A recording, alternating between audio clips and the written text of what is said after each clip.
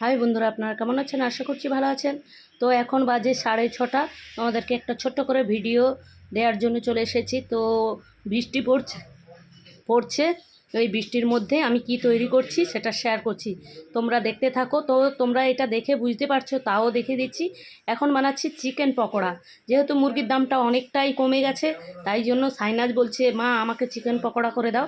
তাই জন্য মানে বলতে যে ততলিয়ে যাচ্ছি, পকোড়া তৈরি করছি। তো চিকেন দিয়েছি, মানে চিকেনে কি কি মশলা দিয়ে ম্যারিনেট করে রেখেছি সেটা বলছি।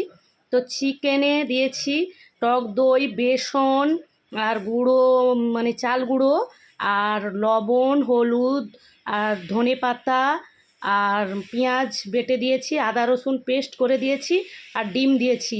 সব কিছু দিয়ে ম্যারিনেট করে রেখেছি। তো শেয়ার করে দিলাম। তো দেখো এদিকে ভাজা হচ্ছে একদম লাল লাল করে। তারপরে আমি চেপে চেপে করছি, দেখো।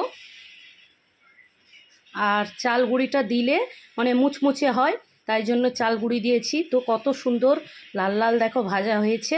তো এবার আমি ছেঁকে নেব। তো দেখতে পাচ্ছ ভাজা হয়ে এসেছে। তো আমি এই ছান্তাটা দিয়ে ছেঁকে নেব।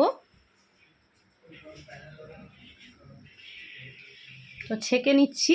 তারপরে দেখো এখানে একটা ঝুড়ি বসিয়ে দিয়েছি, তার উপরে কাগজ দিয়ে দিয়েছি, যেহেতু মানে তেলটা শুকিয়ে নেবে তাড়াতাড়ি।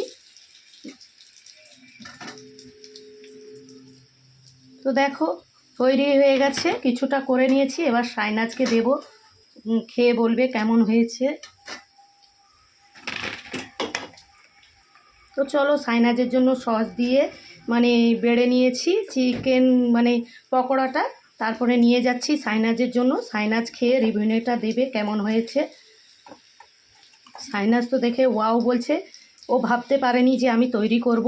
তো বন্ধুরা, এদিকে ও ভয়েস করতে করতে আমার অনেকটাই ছুঁয়ে গেছে পকোড়াগুলো। তো সাইনাজের পাপা দেখলে বকবে। তো সাইনাজ খেয়ে বলছে খুব সুন্দর হয়েছে, টেস্টি।